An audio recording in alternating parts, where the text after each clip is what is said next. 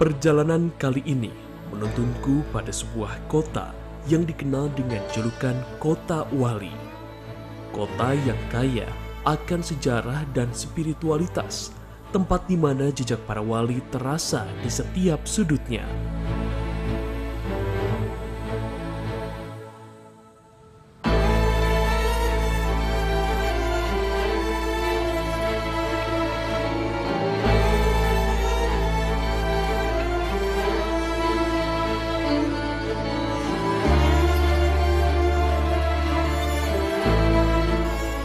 Assalamualaikum warahmatullahi wabarakatuh.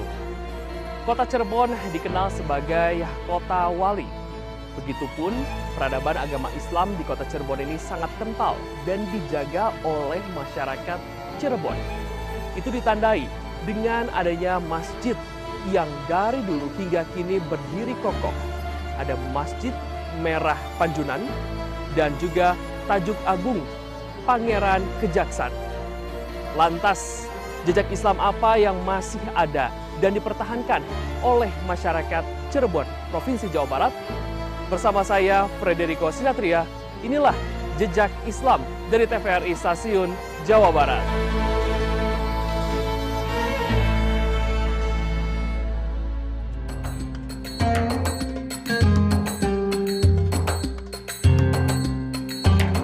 Tujuan utamaku kali ini adalah sebuah masjid tua yang menyimpan sejarah panjang, yakni Masjid Merah Panjunan.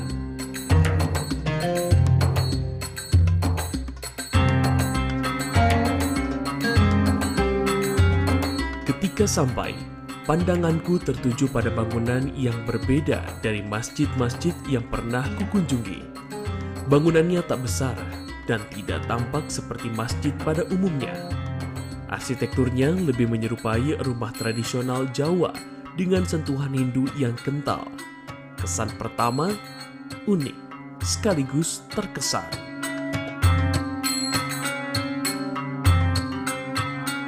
Masjid ini dibangun oleh Sunan Gunung Jati, salah satu tokoh utama dalam penyebaran Islam di Pulau Jawa.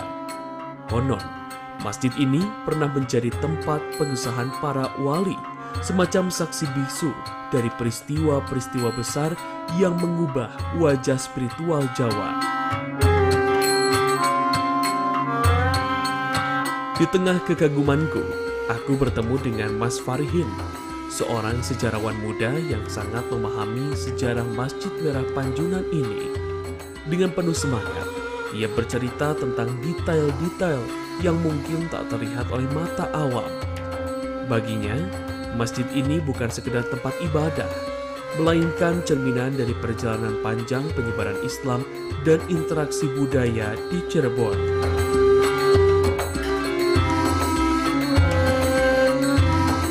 Masjid Merah Panjunan ini merupakan salah satu masjid yang tertua yang ada di kota Cirebon.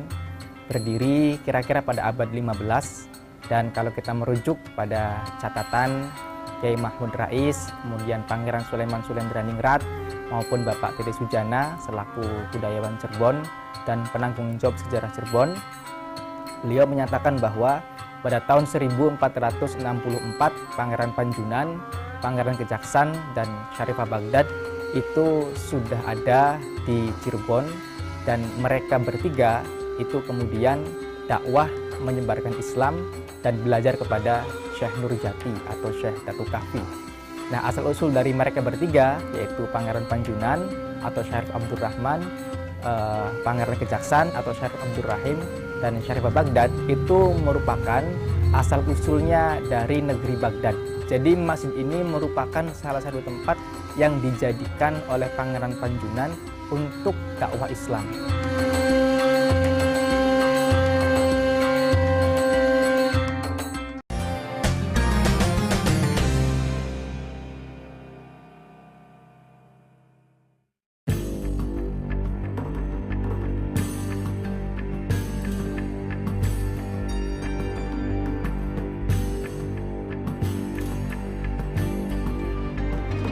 Wah, Mas Farihin, tadi kita udah di area depan ya. Saya melihat ini ada gapura Betul. kembar gitu ya. Tapi pasti gapura tersebut juga memiliki arti dan juga filosofi. Sekarang kita sudah dalam, tapi saya pengen ngejelasin dulu dong, Mas Iya, Warihin. Gapura kembar yang di area depan tuh apa maknanya dan juga filosofinya? Oke, kita mulai dari gapura kembar tadi ya. Mhm. Nah, gapura kembar ini merupakan gapura yang arsiteknya itu ada pengaruh Hindu. Nah, sebutannya adalah Candi Bentar. Nah, ini seringkali digunakan, dipakai di candi-candi biasanya. Nah, karena dakwahnya para wali Songo itu adalah mempribumisasi dengan masyarakat lokal yang pada waktu itu elit-elitnya adalah sangat gemar dengan candi. Nah, sehingga para wali, para ulama dulu itu menyesuaikan sampai dengan arsitekturnya pun dipakai untuk mendirikan masjid. Jadi itu strategi sehingga orang ketika datang ke masjid itu seperti orang datang ke candi. Itu strategi dakwah Islam. Jadi fisiknya boleh menyerupai candi, tapi dalamnya adalah Islam. Maka kemudian gapura Candi Bentar ini tetap dipakai dan dilestarikan. Mas, selanjutnya ini kan sesuai dengan namanya, Masjid Ya. Merah. Betul. Ini dari awal depan hingga dalam ini merah begitu ya. Betul. Pasti ini juga memiliki arti juga filosofi Ya, begitu ya. Apa betul. sebenarnya arti merah pada saat itu? Ya. Kalau misalnya kita melihat gapura kan ini menyerupai agama dulu Hindu begitu ya. Namun Ya, ya. dalamnya ini Ya. adalah Islam begitu, dan betul. siapa yang masuk ke dalam masjid akan mendapatkan ampunan begitu ya. Namun untuk merah sendiri apakah memiliki arti tersendiri begitu sehingga ini adalah salah satu menjadi syiar pada saat itu, bagaimana Mas? Ya, warna merah sendiri ada beberapa faktor pengaruh. Mhm. Yang pertama pengaruh dari Cina, Mhm. yang kedua adalah pengaruh dari Majapahit. Nah, arsitektur yang model Candi Bentar ya, kemudian warna merah itu sangat erat kaitannya dengan arsitektur Majapahit. Gitu, termasuk warna merah yang menjadi simbol bendera kita bangsa Indonesia, warna merah putih. Itu bendera yang sudah pernah dipakai sejak era Majapahit, bahkan sejak era Kediri, kerajaan Kediri sebelum Majapahit. Nah, kemudian warna itu tetap dilestarikan sebagai warna-warna perjuangan. Gitu, karena konteks zaman dulu antar kerajaan itu bersaing dalam perebutan kuasa gitu. Nah, sehingga warna merah ini sebagai simbol warna elit ya. Kemudian warna yang dianggap estetis, kemudian warna yang erat kaitannya dengan warna-warna perjuangan.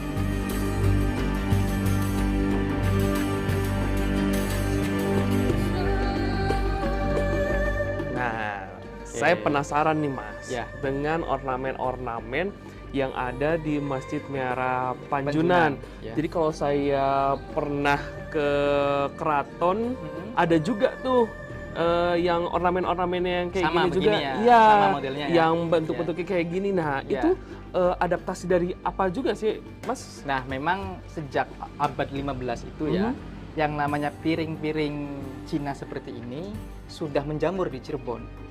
Salah satu yang membawanya adalah Laksamana Cheng Ho yang melakukan sebuah muhibah selama 5 kali dari 1405 sampai 1433.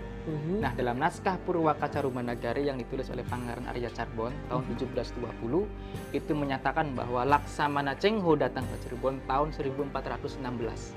Nah, salah satu komoditi yang dibawa adalah piring-piringan Cina model seperti ini. Nah, makanya kita bisa melihat bagaimana piring-piringan seperti ini yang menggunakan simbol-simbol naga. Gitu ya. Ini pengaruh-pengaruh Tiongkoknya itu begitu kuat. Nah, sementara naga adalah binatang mitologi yang dikeramatkan membawa keberuntungan dalam keyakinan orang-orang Cina. Gitu ya. Nah, kemudian arsitektur berikutnya adalah tingkatan seperti ini, bangunan bertingkat. Nah, ini punden berundak namanya. Oh, yang seperti yang tadi di Gapura. Nah, ini punden berundak ini. Nah, biasanya dulu di tempat-tempat kayak persawahan, perkebunan gitu ada bangunan-bangunan gedung ini, kemudian di atas taruh sesajen. Itu sebagai penghormatan dan sesembahan kepada Sang Hyang Taya dalam agama Kapitayang gitu. Nah, kemudian simbol-simbol seperti ini. Nah, tapak-tapak model begini ya. Nah, ini kalau di candi-candi itu sebagai simbol agar bangunan ini tidak terkena wabah atau mara bahaya. Jadi kayak semacam penangkal gitu. Nah, ini bentuk pintu ini namanya Paduraksa. Kayak Paduraksa biasanya kalau Paduraksa itu pintunya kecil.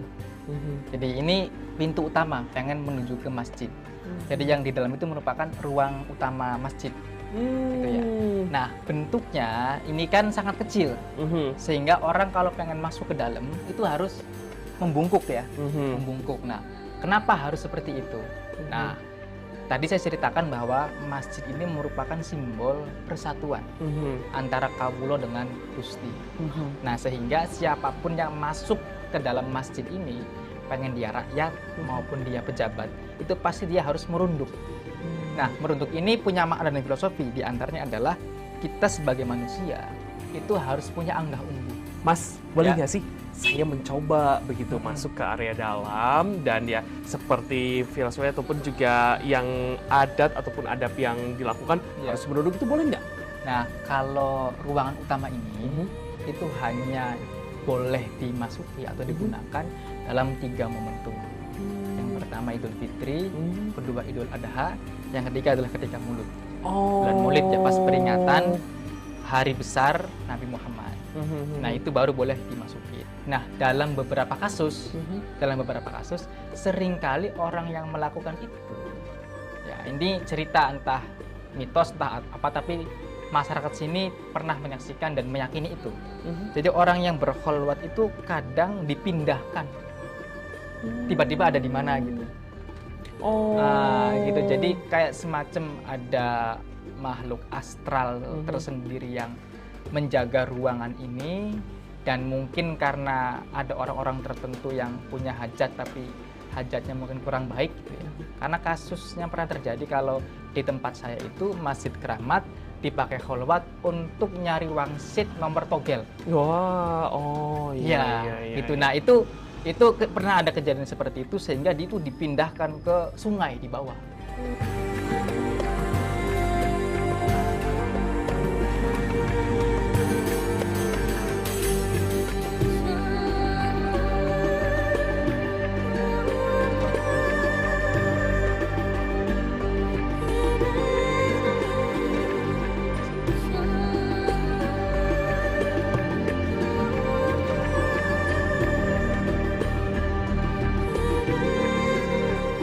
Aku terpesona, bukan hanya oleh keindahan arsitektur masjid ini, tetapi juga oleh cerita di baliknya.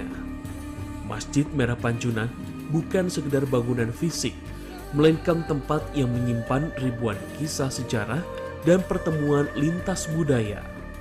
Tempat di mana nilai-nilai Islam dan tradisi lokal bertemu, berbaur, dan hidup dalam harmoni. Ada beberapa kegiatan Mbak yang rutin kami laksanakan, dari mulai yang mingguan hingga ke yang tahunan ya. Untuk yang mingguan kita dilaksanakan setiap malam Kamis itu ada pembacaan Maulid ya, dan untuk hari Sabtu itu kita ada jelajah situs dari masjid ke masjid termasuk di masjid ini. Dan untuk yang tahunan seperti kemarin kita baru melaksanakan untuk kegiatan Muharram, itu melaksanakan ngaji sejarah dan ziarah ke makam Pangeran Pekarungan. Untuk sementara ini kami melihat kepedulian, masih banyak orang-orang di sekitar kita nih yang masih kurang peduli untuk melestarikan situs-situs bersejarah yang ada di kita ya. Mungkin di kita ini kan bukan hanya sebatas masjid saja, mungkin dalam segi makam leluhur kita pun banyak. Nah, itu masih banyak kalau kita perhatikan dan kita hitung, itu yang belum kita rawat. Seperti itu tantangan besar kita.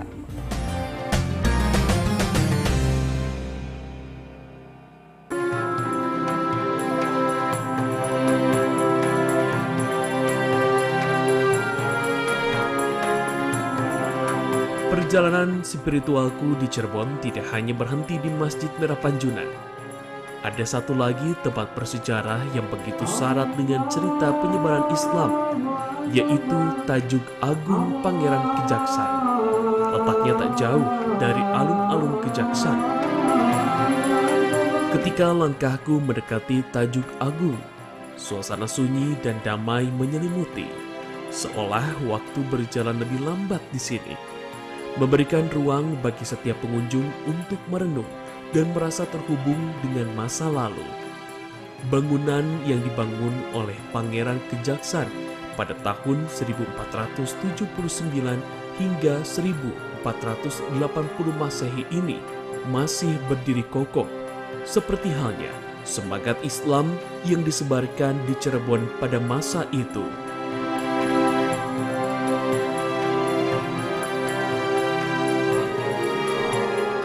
Berbeda nih atmosfernya ketika tadi Ya.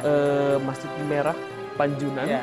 dan juga ini adalah Tajuk Agung Pangeran Kejaksan. Tajuk Agung Pangeran Kejaksan. Ya. Ini kayaknya dari namanya juga memiliki filosofi ya, Betul, betul. dan juga secara fungsi dan ataukah ada keterkaitan antara Panjunan dan juga Kejaksaan. Gimana nih, Nah, Mas? satu ada keterkaitan, Mhm, yang kedua perbedaan arsitektur, mhm. yang ketiga perbedaan fungsi. Hmm. Nah, tiga-tiganya ini memiliki perbedaan. Mhm. Nah, yang pertama, secara keterkaitan antara Tajuk Agung Pangeran Kejaksan Mhm. dengan Masjid Merah Panjunan, Mhm. itu kedua tempat ibadah ini ya, kalau yang sana namanya masjid, yang ini namanya tajuk gitu. Mhm. Jadi dulu bedanya, kalau di sana pakai untuk sholat Jumat dulunya, Mhm. kalau di sini enggak. Gitu Hmm. fungsinya, bedanya begitu. Mhm. Nah, cuman kedua tempat ibadah ini sama-sama dibangun oleh kakak beradik. Oh. Yang tajuk Pangeran Kejaksan oleh Syarif Abdurrahim, Mhm. atau disebutnya Pangeran Kejaksan karena beliau Mhm. menjadi seorang jaksa. Mhm. Yang di sebelah sana, Masjid Merah, Mhm. itu dibangun oleh Syarif Abdurrahman.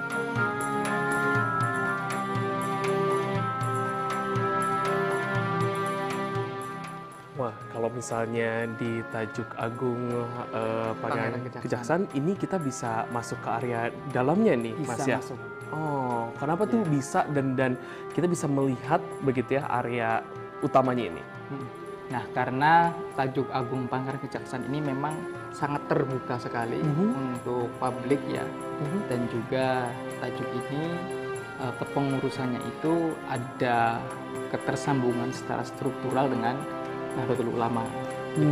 Jadi lebih terbuka, Mhm. lebih open gitu ya kepada masyarakat sehingga gampang diakses lah. Kalau misalnya kita udah nyampe di sini, ini ada seperti sokonya juga, tapi ada terbagi menjadi dua. Ya. Soko gurunya tetap ada, namun ini sepertinya ditambah untuk penguat begitu ya. Nah, bisa dijelaskan nggak, Mas? Nanti dijelaskan. Jadi di antara tajuk atau masjid-masjid yang lain yang ada di kota khususnya ya, Mhm. atau mungkin saya bisa meyakinkan di semua masjid ataupun tajuk yang ada di Cirebon Mhm. itu hanya di Tajuk Agung Pangeran Kejaksan yang arsitekturnya itu modelnya seperti ini. Ada- yang ada saka kembarnya ini. Nah, dua saka ini yang semuanya ada 8 Mhm. itu merupakan dulu tempat untuk pengadilan. Oh, yang tadi saya sempat tanya juga ya, Ya, Kejaksan ada afiliasi dengan jaksa jaksa. dan kantor pengadilan. Kantor Dan ini pengadilan. dulu adalah kantor pengadilan begitu. Ini masjid atau tajuk yang difungsikan selain untuk kegiatan ritual dan juga aktivitas sosial, juga digunakan untuk aktivitas pengadilan. Jadi itulah full multifungsinya tajuk ataupun masjid. Oke, Mas, berarti ada korelasinya juga seorang Syarif Abdurrahim itu adalah seorang jaksa pertama kah? Seorang Atau- jaksa. Jadi beliau datang ke sini pada awal mula pemerintahan Pangeran Cakrabuana Mhm. sebagai Tumenggung Sri Mangana. Mhm. Ini mimbar masih otentik, kita bisa lihat ukiran-ukiran sama dengan yang sama Panjunan dengan ya? yang di Panjunan, ukiran teratainya juga masih Mhm. ada ya. Mhm. Ya, ukiran-ukiran kembang-kembang era Pajajaran Mhm. itu masih ada. Kemudian tombak cis. Mhm. Nah, ini tombak cis, yang ini masih ori. Biasanya digunakan untuk khotib ketika berkhotbah. Itu pakai tombak ini. Rata-rata pakainya cis, tombak cis. Di Sang Cipta Rasa, di Panjunan, di Kejaksan termasuk pakainya tombak cis untuk khotib ketika berkhotbah. Wah, berarti ini harus masih ori. benar-benar dijaga begitu ya, dan jangan sampai begitu ini disalahgunakan atau bahkan sejarahnya ini hilang begitu, Ya. karena sebagai penerus dan juga generasi ini harus terus tetap mempertahankan ya. Meski usianya sudah begitu tua, bangunan asli Tajuk ini masih tetap memancarkan kekuatan. Tiang-tiang penyangga yang terbuat dari kayu besar masih tegak, seolah menantang waktu. Tak hanya itu, piring-piring keramik dari zaman dahulu masih terlihat menempel di dinding pintu masuk, mengingatkanku pada bagian keragaman budaya begitu dihormati di Cirebon. Tajuk Agung Pangeran Kejaksaan ini mungkin sudah lumayan banyak renovasi atau perubahan, Bu, dari sekian ratus tahun yang lalu. Karena kita mengalami beberapa masa, diantaranya kolonial, kemudian pasca kemerdekaan, kemudian di masa Orde Baru juga kita ada beberapa perubahan.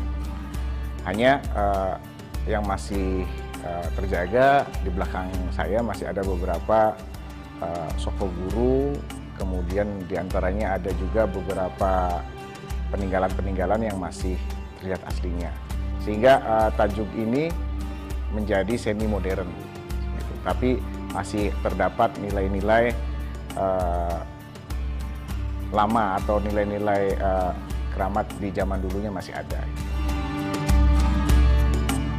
Perjalanan ke Kota Wali ini mengajarkan bahwa sejarah bukan hanya tentang masa lalu, tetapi juga tentang bagaimana kita memaknai dan merasakan jejak-jejaknya dalam kehidupan sehari-hari. Masjid Merah Panjunan dan Tajuk Agung Kejaksaan adalah bukti nyata bahwa warisan budaya dan spiritualitas bisa terus hidup jika kita terus menjaganya.